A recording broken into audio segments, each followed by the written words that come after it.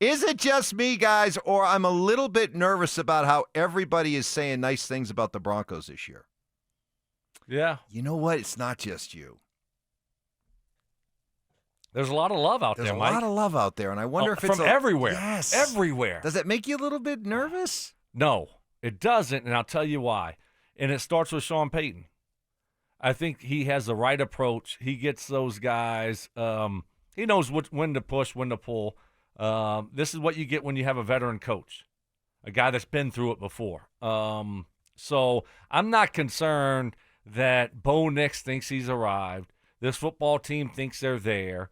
Now, if they struggle, I think they're just going to struggle. But it's not because they think they've arrived. I really don't think that's going to be an issue at all. Sean's done a really good – even during the season when they were started to win. Did they ever look like a team that, stopped working or thought they had arrived last year when they got on a little bit of a hot streak? No. They just kept – they always say the right things, and I think they have the right approach. And that's what happens when you have the right coach and the right guys in the locker room. That's why it's so important to have both. And I think they do. I think they have the right guys in the locker room to be able to handle success and failures along the way.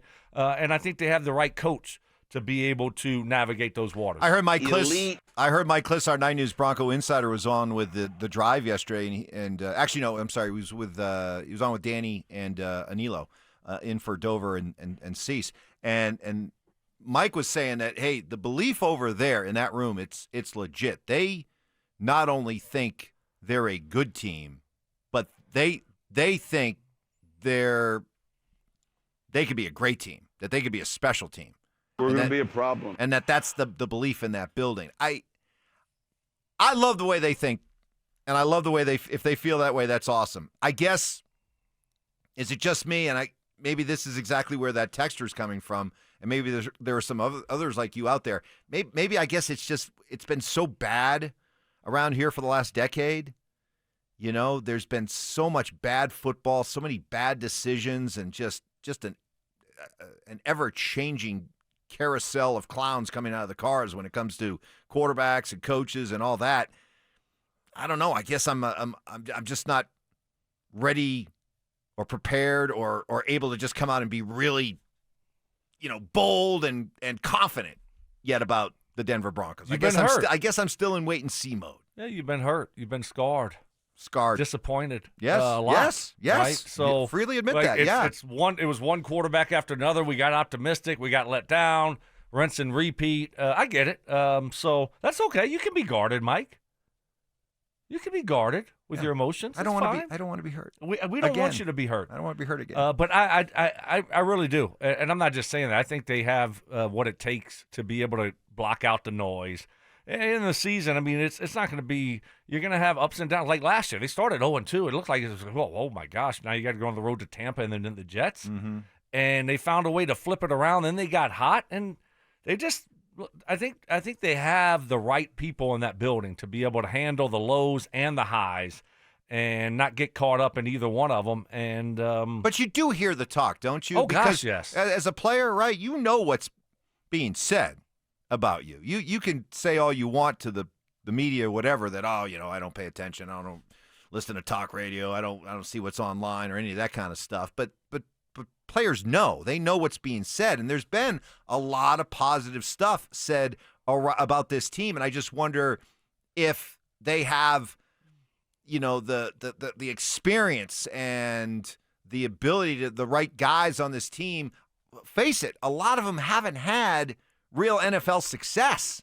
I mean, last time they had real success was in college or maybe even in some of those cases, not even a lot of success there. So you got a group of guys, young guys, who have not had a lot of NFL success, and you're here telling me, oh, yeah, they know exactly what's being said about them this offseason. So I just wonder if they're mature enough, I guess, to handle those expectations and still go out and take care of business. We'll see, right? I mean, I can speculate all I want, but we'll see how they respond. But I think they have the right guys. Like I said, that's why it's important to have good character guys, guys that love to compete, and guys that because it's either going to be you're going to be doing great and people are patting you on the back, or you're going to be doing bad and people are kicking you while you're down and telling you how terrible you are. Can you handle the ups and downs of a season And like I said, they showed us last year that they can.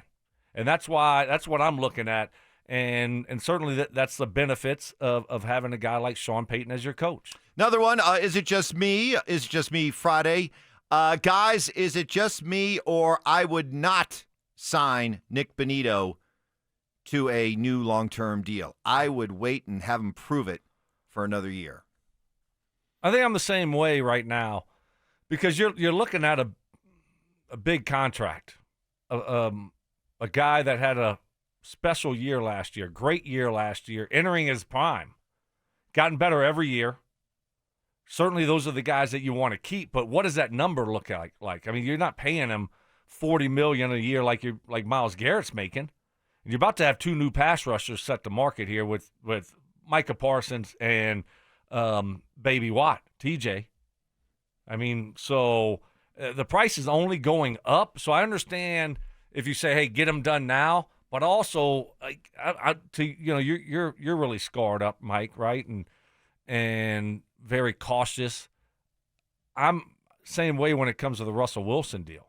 Now, this wouldn't impact you like that, but you all of a sudden go out and give a guy that you saw one really good year from. That's all we've seen. Not a huge sample size there, and you give him this monster deal. How does that age?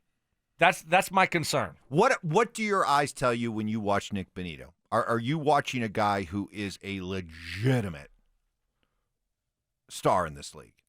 Does he play the game the right way? Does he go about his business the right way? Is there anything about what he did last year? 17 games, 48 tackles, 13.5 sacks, 2 forced fumbles, fumble recovery, interception, touchdown. Is there anything about that year that screams fluke to you? No. Well, then why would you be? I know, because I'm like I told you. You just contradicted yourself. I realize that, Mike. I am scarred up. Because of I told you that because of the Russell Wilson thing, and I've only seen it 1 year. But my eyes are telling me this guy is a really good player, and I don't think it's a one. He's a 1 year wonder. I think he can back it up. He plays the game hard, and it seems like he's a really good fit.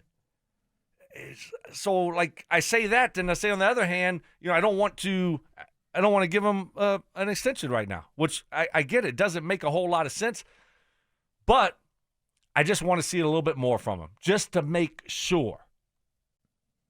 But you know who knows more than me?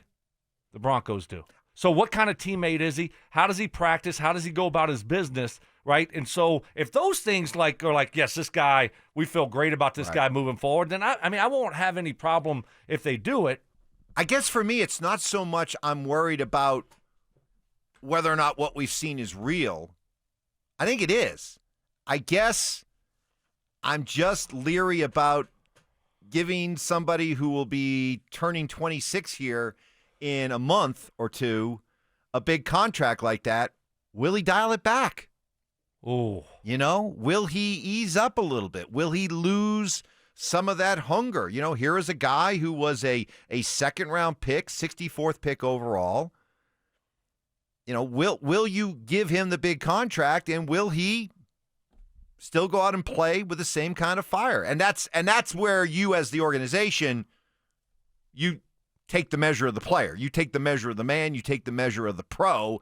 And they should know that. And they should know that. They've been around him for 3 years now. So to me, don't listen to what they say, watch what they do. If Nick Bonito gets done before the season starts, then they're telling you, hey, don't you worry about this guy's makeup. Don't you worry about this guy's character.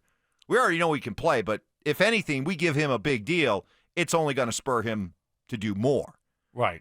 If they don't, if this deal doesn't get done, and they go into the season, then I think you can start to raise that question about how they view that. Because on the surface, there's really no debate here. You got a player who you think is a legitimate player and that what he's done to this point isn't a fluke. And if you think this is a guy that you can give a new contract to and he's not going to dial it back, then this is a no-brainer. Get it done ASAP. It should be the number one priority of players that you sign here.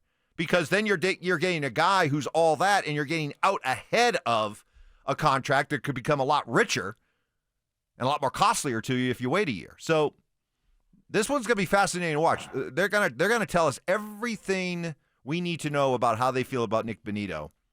Well, it could be over this next month or two. Well, couldn't it be a situation where we get 6, 7, 8 weeks in and we see an extension done? We might not see it now. Well, what does that tell you then? That they still need to see a little bit more. Well, before they're ready to commit. No, not necessarily. It might tell us that, hey, right now Bonito wants too much money. Like we're not just willing to pay him that type of money. There's negotiations that go on. There's a lot of money at stake here. So he sees himself as, getting paid as a top 3, 4, 5 outside linebacker pass rusher in the NFL. We see him getting paid as a 10th. And sometimes it takes some time to figure that thing out. So, no, but it is. I mean, we're here. I mean, it's close to being time where you're going to start hearing about contracts and who's going to show up, who might not show up. I mean, we're going to have any hold-ins.